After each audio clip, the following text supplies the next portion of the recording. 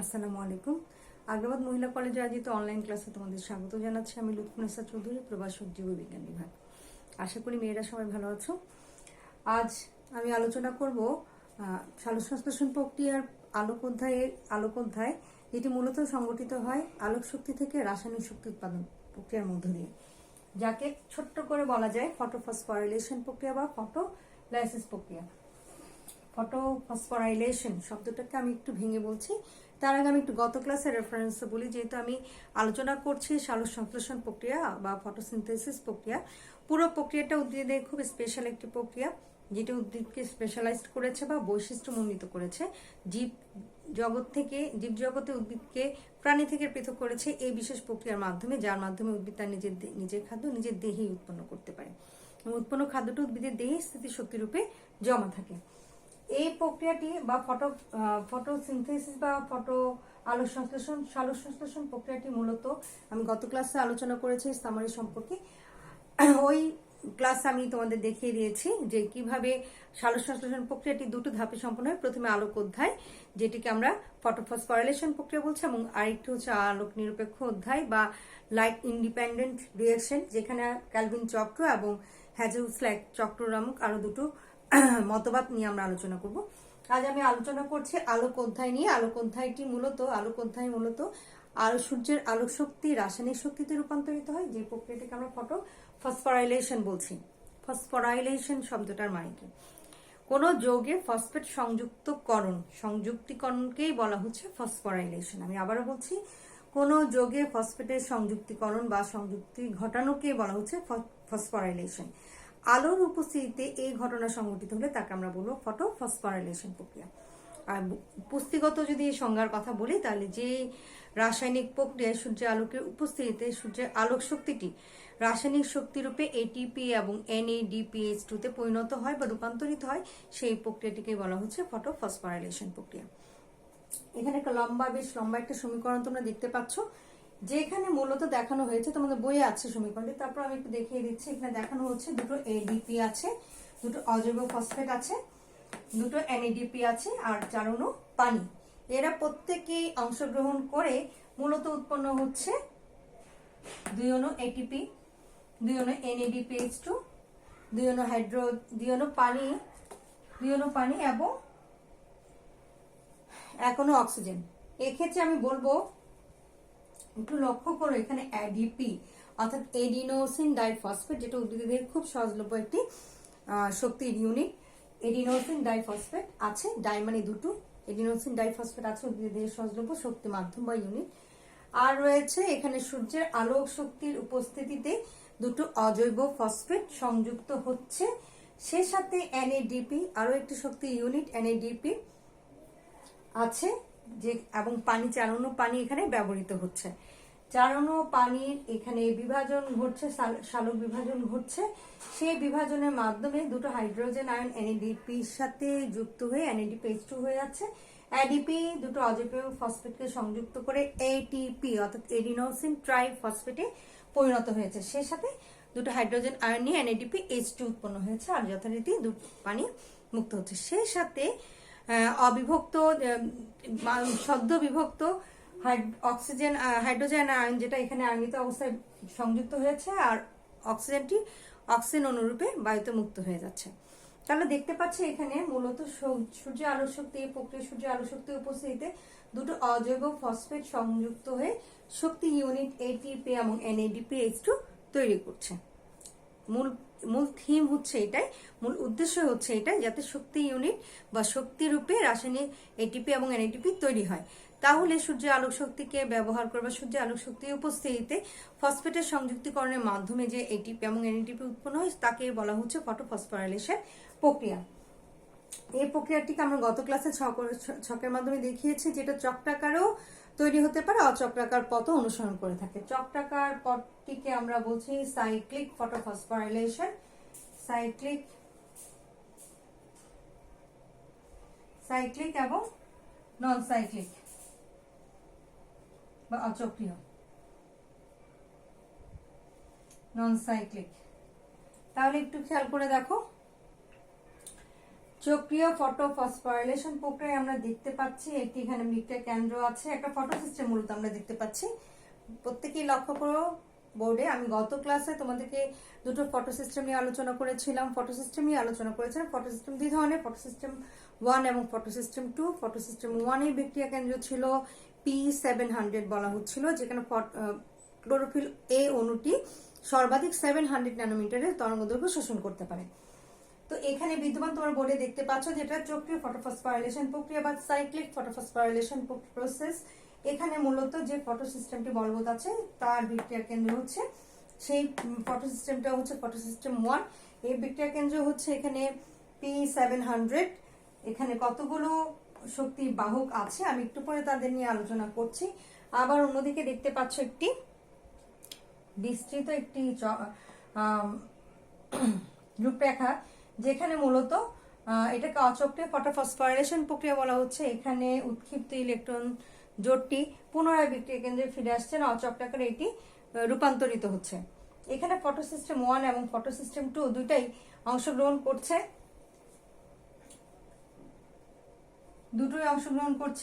এবং বেশ কিছু পরিবর্তন সংঘটিত হচ্ছে। চক্রাকারে ইলেকট্রনটি আর ফিরে আসছে না, একে নন সাইক্লিক বা অচক্রীয় ফটোফসফোরাইলেশন বলা হয়ে থাকে। মূলত পুরো ব্যাখ্যায় যাওয়ার আগে আমি যেহেতু ফটো সিস্টেম নিয়ে আলোচনা করেছি, ইলেকট্রন বাহকগুলো নিয়েও গত ক্লাসে আলোচনা করেছি, আমি আরেকবার দেখিয়ে দিচ্ছি। এখানে প্রথমে তোমরা ফেরিডক্সিন দেখতে পাচ্ছ। এফডি হচ্ছে ফেরিডক্সিন। ফেরিডক্সিন কি? ফেরিডক্সিন হচ্ছে এক ধরনের ইলেকট্রন বাহক, সেটা মূলত লোহের একটা লৌহ গঠিত এক ধরনের প্রোটন, সালফার লোহের এক ধরনের প্রোটিন, সালফার এবং লৌহ গঠিত এক ধরনের প্রোটিন অণু। তারপর দেখতে পাচ্ছ সাইটোক্রোম B6, এখানে সাইটোক্রোম F আছে। সাইটোক্রোম B6, সাইটোক্রোম F, এরা হচ্ছে লোহের হিম প্রোটিন, লৌহ গঠিত যৌগের হিম প্রোটিন হচ্ছে এই সাইটোক্রোম F। এক এক ধরনের হিম প্রোটিন হচ্ছে সাইটোক্রোম F এবং B6। তোমরা দেখতে পাচ্ছ এখানে প্লাস্টোকুইনন এবং প্লাস্টোকুইনন হচ্ছে এক ধরনের চলমান ক্ষুদ্র প্রোটিন লিপিড অণু, এবং প্লাস্টোসায়ানিন হচ্ছে এক ধরনের প্রোটিন অণু। আমি আবারও বলছি, প্লাস্টোকুইনন হচ্ছে এক ধরনের লিপিড অণু আর প্লাস্টোসায়ানিন হচ্ছে চলমান এক ধরনের ক্ষুদ্র প্রোটিন অণু। এছাড়া এরাই এখানে ইলেকট্রন বাহক হিসেবে কাজ করে থাকে। তাহলে আমি চলে যাচ্ছি এদের বিস্তারিত ব্যাখ্যায়। প্রথমে আমি সাইক্লিক ফটোফসফোরাইলেশন প্রক্রিয়াটি আলোচনা করছি। সাইক্লিক ফটোফসফোরাইলেশন প্রক্রিয়ায়, আমি আবারও বলছি, সাইক্লিক ফটোফসফোরাইলেশন প্রক্রিয়ায় বিক্রিয়া কেন্দ্র P700 অংশগ্রহণ করে। প্রথমে সর্বাধিক 700 আলোক শক্তি শোষণ করে ইলেকট্রন একটি ক্লোরোফিল এ অণুটি, অর্থাৎ যে ক্লোরোফিল এ অণুটি সর্বাধিক 700 ন্যানোমিটারের তরঙ্গদৈর্ঘ্য শোষণ করতে পারে, সেই ক্লোরোফিল এ অণুটি 700 ন্যানোমিটারের তরঙ্গদৈর্ঘ্য শোষণ করে এই বিক্রিয়া কেন্দ্রকে হিট করে বা আঘাত করে। ফলে এখান থেকে এই আলোক শক্তিটা উচ্চমাত্রার এই আলোক শক্তি প্রাপ্ত হয়ে এই বিক্রিয়া কেন্দ্র অর্থাৎ P700 বিক্রিয়া কেন্দ্র হতে এক জোড়া উচ্চ শক্তি মাত্র ইলেকট্রন, আমি আবারও বলছি, এক জোড়া উচ্চ শক্তি মাত্র ইলেকট্রন জোড় উৎক্ষিপ্ত হয়ে বাহক ফেরিডক্সিনের কাছে যায়। বাহক ফেরিডক্সিন নিরপেক্ষ বা নিস্তেজ অবস্থায় ছিল।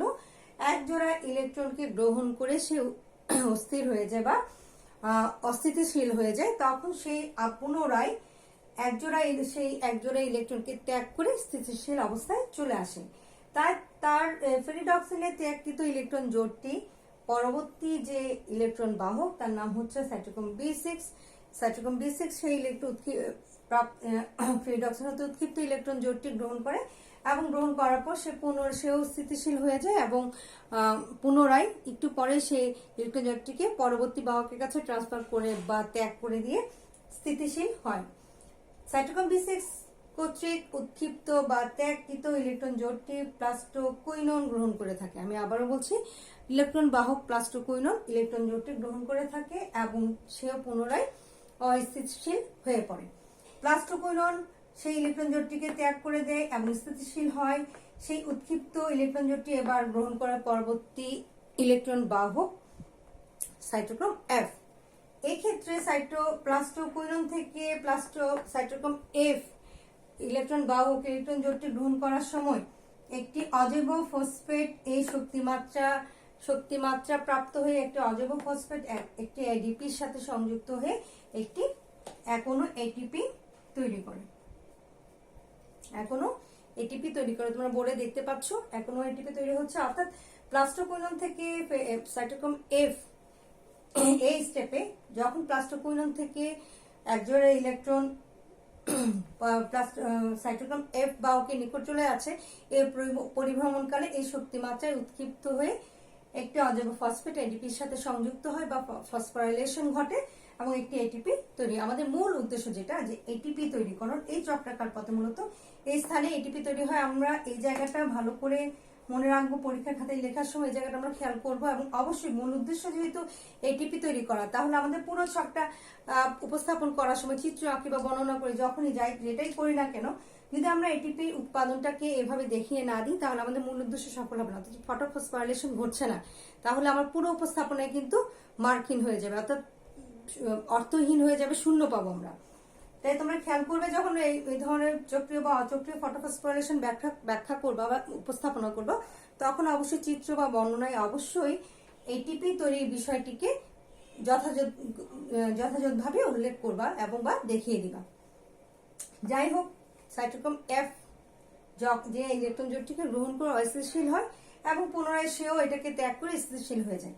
সাইটোক্রোম এফ এর ত্যাগকৃত ইলেকট্রন জোট পরবর্তীতে প্লাস্টোসায়ানিন গ্রহণ করে এবং প্লাস্টোসায়ানিনও অস্থিতিশীল হয়, পরবর্তীতে সেও ত্যাগ করে দেয়। তার ত্যাগকৃত ইলেকট্রন জোটটি পুনরায় বিক্রিয়া কেন্দ্র P700 এ ফিরে আসে। অর্থাৎ ফটোসিস্টেম 1 থেকে উৎক্ষিপ্ত ইলেকট্রন জোটটি যথা প্রথমে ফেরিডক্সিন, তারপর plus cytochrome B6 plastoquinone plus cytochrome এ প্লাস্টোসায়ানিন হয়ে পুনরায় ফিরে আসে একটা চক্রাকার পথ অতিক্রম করে, মাঝখানে সেটি এটিপি উৎপন্ন করে।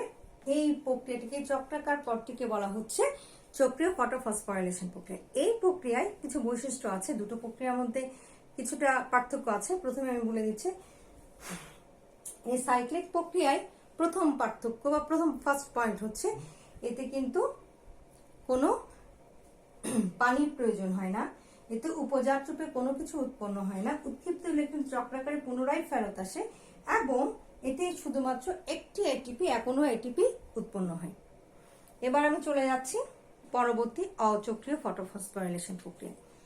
অচক্রীয় ফটোফসফোরাইলেশন প্রক্রিয়া বর্ণনা করার আগে বলি, এইখানে দুটো ফটোসিস্টেমে অংশগ্রহণ করে, অর্থাৎ ফটোসিস্টেম 1 এবং ফটোসিস্টেম 2। ফটোসিস্টেম যে কিন্তু চক্রীয় ফটোফসফোরাইলেশন প্রক্রিয়া শুধুমাত্র ফটোসিস্টেম 1 অংশগ্রহণ করে। এর আরেকটা বৈশিষ্ট্য হচ্ছে এখানে এখনো পানির প্রয়োজন হয়, অর্থাৎ উদ্ভিদের দেহে পানির সরবরাহ নিশ্চিত হলে তখন এই প্রক্রিয়াটি অচক্রীয় প্রক্রিয়াটি সম্পন্ন হয়। পানির প্রবাহ বন্ধ হয়ে গেলে উদ্ভিদ চক্রীয় প্রক্রিয়ায় ফটোফসফোরাইলেশন বা এটিপি তৈরি করে থাকে। পানির ব্যবহার ঘটে, পানির সালোক বিভাজন ঘটে। সালোক বিভাজন কি আমি একটু পরে বুঝিয়ে দিচ্ছি। সালোক বিভাজন ঘটে, পানিটা ইলেকট্রন এবং প্রোটনে বিভক্ত হয়ে যায় পানি আয়নগুলো। সেই সাথে এখানে ফটোসিস্টেম 1 এবং 2 অংশগ্রহণ করে, এর থেকে উৎক্ষিপ্ত ইলেকট্রনটি কিন্তু পুনরায় আর বিক্রিয়া কেন্দ্রে ফিরে আসে না, তাই এটাকে অচক্রীয় বলা হচ্ছে। এবং সেই ইলেকট্রন জোটটি সর্বশেষে পানির সালোক বিভাজনের ফলে উৎপন্ন প্রোটনটি গ্রহণ করে NADPH2 নামক একটি শক্তির আধান তৈরি করছে। এই ক্ষেত্রে কিন্তু একটি এটিপি সাথে এবং একটি NADP দুটোই উৎপন্ন হচ্ছে। অর্থাৎ চক্রীয় ফটোফসফোরাইলেশন প্রক্রিয়ায় যেখানে শুধুমাত্র একটি এখনো এটিপি উৎপন্ন হয়, সেখানে অচক্রীয় ফটোফসফোরাইলেশন প্রক্রিয়ায় এখনো এটিপি এবং এখনো NADPH2 দুই ধরনের শক্তি ইউনিট উৎপন্ন হচ্ছে। তাহলে আমরা চলে যাচ্ছি অচক্রীয় ফটোফসফোরাইলেশন প্রক্রিয়া বিস্তারিত আলোচনায়। প্রথমে আমি বলবো এখানে পানির সালোক বিভাজন, একে ফটোলাইসিস অফ ওয়াটার বা পানির সালোক বিভাজন বলা হয়। পানির সালোক বিভাজন আমি একটু এখানে তোমাদের দেখিয়ে দিচ্ছি। পানির সালোক বিভাজন কি এখনো পানিটা বিভাজিত হয়ে দুটো হাইড্রোজেন আয়ন বা প্রোটন এবং দুটো ইলেকট্রন, এটা কি ইলেকট্রন নেগেটিভ আয়ন যুক্ত ইলেকট্রনে পরিণত হয়। আমি তোমরা একটু বোর্ডে খেয়াল করে দেখো, পানির সালোক বিভাজন কাকে বলে? পানির সালোক বিভাজন হচ্ছে যে পানির অণুটি আয়নিত অবস্থায় বিভাজিত হয়ে প্রোটন এবং ইলেকট্রনে পজিটিভ এবং নেগেটিভ আয়নে বিভক্ত হয়ে যায়, তাকে পানি সালোক বিভাজন বলে। সালোক বলা হচ্ছে যেহেতু আলোর উপস্থিতিতে এই ঘটনাটা ঘটে, তাই একে পানির সালোক বিভাজন বলা হয়। অর্থাৎ আলোর উপস্থিতিতে এখনো পানি ভেঙে যাচ্ছে, এখানে দুটো হাইড্রোজেন আয়ন পজিটিভ আয়ন বা প্রোটন, দুটো নেগেটিভ আয়ন বা ইলেকট্রন এবং এখনো অক্সিজেন উৎপন্ন করছে যেটা বায়ুতে ফিরে যাচ্ছে। এই প্রক্রিয়ায় এখনো পানি ভেঙে গিয়ে আয়নিত অবস্থায় চলে আসে, যেটা মূলত এখানে ব্যবহৃত হয়। অর্থাৎ উদ্ভিদের দেহে পানির সরবরাহ নিশ্চিত থাকলে, অব্যাহত থাকলে উদ্ভিদের দেহে শক্তি তৈরির জন্য অর্থাৎ আলোক শক্তিকে রাসায়নিক শক্তিতে রূপান্তরের যে ফটোফসফোরাইলেশন প্রক্রিয়া, সেটি এই অচক্রিয় প্রক্রিয়া সম্পন্ন হয়। কখনো কোনো কারণে যদি পানির সরবরাহ বন্ধ হয়ে যায়, সেই ক্ষেত্র বিশেষে উদ্ভিদের দেহে চক্রীয় ফটোফসফোরাইলেশন প্রক্রিয়া দেখা দেয়। তবে সাধারণত শৈবাল এবং সায়ানোব্যাকটেরিয়া এগুলোর দেহে কিন্তু এই চক্রীয় ফটোফসফোরাইলেশন প্রক্রিয়ায় ফটোফসফোরাইলেশন ঘটে থাকে। যাই হোক, এই পানিটি আয়নিত অবস্থায় ভেঙে যাওয়ার পর এই ইলেকট্রন জোটটি অর্থাৎ পানির সালোক বিভাজনের ফলে বা ফটোলাইসিসের ফলে উৎপন্ন ইলেকট্রনটি এখানে ব্যবহৃত হচ্ছে প্রথমেই ফটোসিস্টেম 2 তে গিয়ে আঘাত করছে। আমি আবারও বলছি, ফটোসিস্টেম 2 তে গিয়ে আঘাত করছে না, মূলত সর্বাধিক আলোক 680 ন্যানোমিটারের তরঙ্গদৈর্ঘ্যে আলো শোষণ করে একজোড়া ইলেকট্রন ফটোসিস্টেম 2 থেকে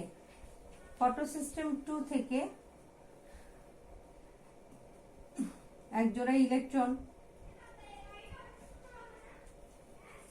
ফটোসিস্টেম 2 থেকে 600 ন্যানোমিটার তরঙ্গদৈর্ঘ্য আলোক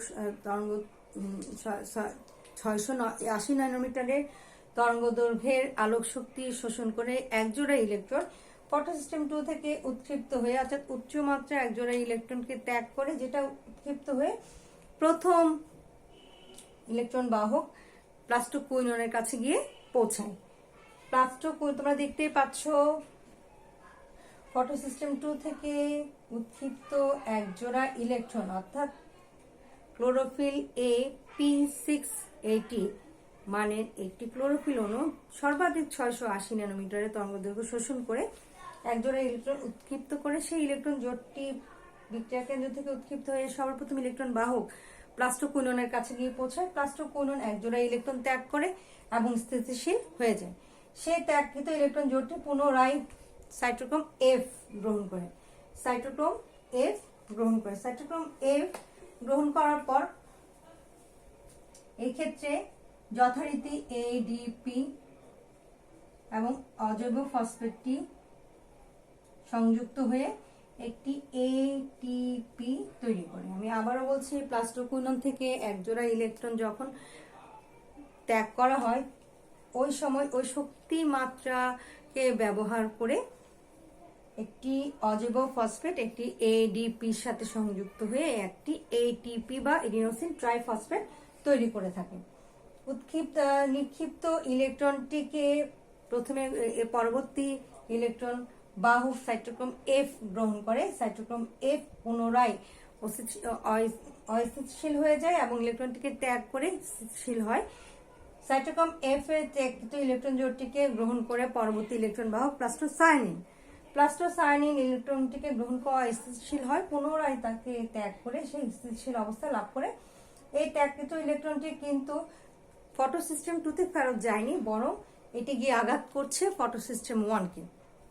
ফলে ফটোসিস্টেম 1 এ অবস্থিত ইলেকট্রন বা ক্লোরোফিল A P700 সেটি উৎক্ষিপ্ত হয়ে সর্বাধিক 700 ন্যানোমিটারের তরঙ্গদৈর্ঘ্য শোষণ করে পুনরায় একজোড়া ইলেকট্রন উৎক্ষিপ্ত করে।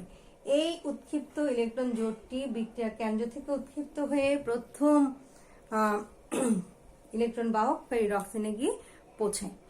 আমি এখান থেকে আরেকবার বলে যাই, ফটোসিস্টেম 2 এখানে 1 এবং 2 অংশগ্রহণ করে। প্রথমে ফটোসিস্টেম 2 থেকে 680 ন্যানোমিটারের তরঙ্গ দৈর্ঘ্য শোষণ করে একটি ক্লোরোফিল অণু একজোড়া ইলেকট্রন উৎক্ষেপণ করে ফটোসিস্টেম 2 থেকে।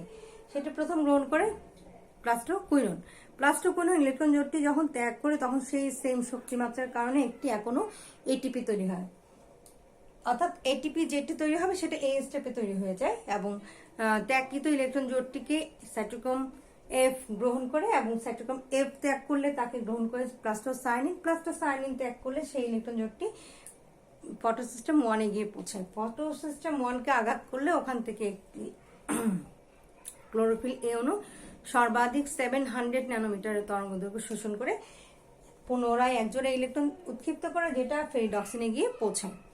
ইতিমধ্যে পানির সালোক বিভাজনের ফলে যে ইলেকট্রন এবং প্রোটনটি তৈরি হয়েছে, উৎপন্ন অক্সিজেনটি দেখতেই পাচ্ছি আমরা, উৎপন্ন অক্সিজেনটি বায়ুতে মিশে যাচ্ছে। তাহলে থেকে যাচ্ছে শুধুমাত্র হাইড্রোজেন আয়নের পজিটিভ আয়ন প্রোটন এবং নেগেটিভ প্রোটন এবং নেগেটিভ আয়ন ইলেকট্রন। নেগেটিভ আয়নটি ফটোসিস্টেম 2 তে গিয়ে যে সারাক্ষণই যে ইলেকট্রনের উৎক্ষেপণ হচ্ছে এই ঘাটতি পূরণ করে দিচ্ছে ইলেকট্রনের প্রবাহ, এবং সে সাথে যে দুটো হাইড্রোজেন আয়ন উৎপন্ন হয়েছিল সেই দুটো হাইড্রোজেন আয়ন একটা লম্বা পথ পরিক্রমা শেষ করে একদম শেষ প্রান্তে গিয়ে পৌঁছাচ্ছে। আমরা দেখতেই পাচ্ছি হাইড্রোজেন আয়নটি পরিবাহিত হয়ে শেষ প্রান্তে গিয়ে পৌঁছাচ্ছে, যেখানে ফেরিডক্সিন থেকে উৎক্ষিপ্ত ইলেকট্রন জোটটি এনএডিপি রিডাকটেজ বা এনজাইমকে আঘাত করছে। এনএডিপি রিডাকটেজ কি? এনএডিপি একটি শক্তি ইউনিট এবং এটি একটি বাউন্ড প্রোটিন, এনজাইমে একটি বাউন্ড প্রোটিন। এই রিডাকটেজে উপস্থিতিতে মূলত এনএডিপি বিভাজিত হয়ে হাইড্রোজেন আয়নের সাথে সংযুক্ত হয়ে শক্তি ইউনিট এনএডিপি উৎপন্ন করে। ফলে রিডাকটেজ হাইড্রোজেন আয়নটি রিডাকটেজকে আঘাত করলে বা তার রিডাকটেজের উপস্থিতিতে হাইড্রোজেন আয়নটি এই ইলেকট্রন জোটটি হাইড্রোজেন আয়নের সাথে একীভূত হয়ে NADPH2 উৎপন্ন করছে। তাহলে এখানে দেখতে পাচ্ছি আমরা শুধুমাত্র এটিপি উৎপন্ন হচ্ছে না, সাথে আরেকটি শক্তি ইউনিট NADPH2 উৎপন্ন হচ্ছে। সেই সাথে আমরা দেখতে পাচ্ছি এখানে পানির সালোক বিভাজন ঘটছে। পানি অত্যাবশ্যক এই প্রক্রিয়াটা চালু রাখার জন্য। পানি যদি এখানে উপস্থিত না থাকে তাহলে পানির অণু সালোক বিভাজনও ঘটবে না, ইলেকট্রনের প্রবাহ নিশ্চিত হবে না, ফলে একটা ঘাটতি সৃষ্টি হবে এবং হাইড্রোজেন আয়নের সরবরাহ না থাকলে পরে NADPH2 তৈরি হবে না। তাহলে অচক্রীয় ফটোফসফোরাইলেশনের জন্য পানির অণুর প্রয়োজন অত্যাবশ্যক। সে সাথে আমরা পার্থক্যগুলো চলে যাই, যেমন চক্রীয় ফটোফসফোরাইলেশন প্রক্রিয়ায় শুধুমাত্র ফটোসিস্টেম 1 অংশগ্রহণ করে, কিন্তু অচক্রীয়তে ফটোসিস্টেম 1 এবং 2 উভয় ফটোসিস্টেমই অংশগ্রহণ করে। চক্রীয় ফটোফসফোরাইলেশন প্রক্রিয়ায় বিক্রিয়া কেন্দ্র থেকে উৎক্ষিপ্ত ইলেকট্রনটি কিন্তু একটি চক্রাকার পথ অতিক্রম করে পুনরায় বিক্রিয়া কেন্দ্রে ফিরে আসছে, কিন্তু অচক্রীয় ফটোফসফোরাইলেশন প্রক্রিয়ায় উৎক্ষিপ্ত ইলেকট্রন জোটটি কিন্তু বিক্রিয়া কেন্দ্র থেকে উৎক্ষিপ্ত হয়ে পুনরায় বিক্রিয়া কেন্দ্রে ফিরে আসছে না, অচক্রাকারে সেটি পুনর্কনভার্ট হয়ে যাচ্ছে বা রূপান্তরিত হয়ে শক্তি ইউনিট তৈরি করছে। চক্রীয় ফটোফসফোরাইলেশন প্রক্রিয়ায় শুধুমাত্র এখনো এটিপি উৎপন্ন হয়, কিন্তু অচক্রীয় ফটোফসফোরাইলেশন প্রক্রিয়ায় এখনো এটিপি এবং এখনো NADPH2 উৎপন্ন হয়। চক্রীয় ফটোফসফোরাইলেশন প্রক্রিয়ায় কোনো পানির প্রয়োজন হয় না, কিন্তু অচক্রীয় ফটোফসফোরাইলেশন প্রক্রিয়ায় এখনো পানির প্রয়োজন হয়। চক্রীয় ফটোফসফোরাইলেশন প্রক্রিয়ায় কোনো ধরনের অক্সিজেন উৎপন্ন হয় না, কিন্তু অচক্রীয় ফটোফসফোরাইলেশন প্রক্রিয়ায় এখনো অক্সিজেন বায়ুতে বিমুক্ত হয়। তাহলে দেখতে পাচ্ছি এরকম করে চক্রীয় অচক্রীয় প্রক্রিয়ার মধ্যে কিছু পার্থক্য আছে। সাধারণত নিম্ন শ্রেণীর উদ্ভিদের দেহে যেখানে পানির উপস্থিতি নাই সেক্ষেত্রে চক্রীয় ফটোফসফোরাইলেশন প্রক্রিয়া ঘটে, আর সাধারণত সকল ধরনের উচ্চ শ্রেণীর উদ্ভিদে অচক্রীয় ফটোফসফোরাইলেশন প্রক্রিয়ায় শক্তি ইউনিট উৎপন্ন হয়। তবে উচ্চ শ্রেণীর উদ্ভিদে যদি কোনো কারণে পানির অভাব দেখা দেয় সেই ক্ষেত্রে কিন্তু চক্রীয় ফটোফসফোরাইলেশন প্রক্রিয়া সংঘটিত হয়। তাহলে এই ছিল আমার আজকে উপস্থাপনা। তোমরা বইয়ে এই ফটোফসফোরাইলেশন টপিকসটা ভালো করে বুঝে নিবা, চর্চা করবা, চিত্র অঙ্কন করবা। এই যে রূপরেখাটা অঙ্কন করবে খুব ইম্পর্টেন্ট একটা প্রশ্ন। সাধারণত হতে পারে জ্ঞানমূলক ফটোফসফোরাইলেশন কাকে বলে, কেন পানির সালোক বিভাজন ঘটে, অনুধাবন প্রক্রিয়াটি দেখাও। তারপর দেখাও যে পানির উপস্থিত থাকলে অচক্রিয় এবং উপস্থিত না থাকলে চক্রীয় ফটোফসফোরাইলেশন প্রক্রিয়া সংঘটিত হয়। তোমার মতামত ব্যক্ত করো। এই ধরনের একটি 10 মার্কসের সৃজনশীল প্রশ্ন টপিক্সের উপর বললাম, তোমরা এটা উপর চর্চা করবা, প্রিপারেশন নিবা। ততদিন পর্যন্ত সবাই ভালো থাকো, সুস্থ থাকো, আল্লাহ হাফিজ।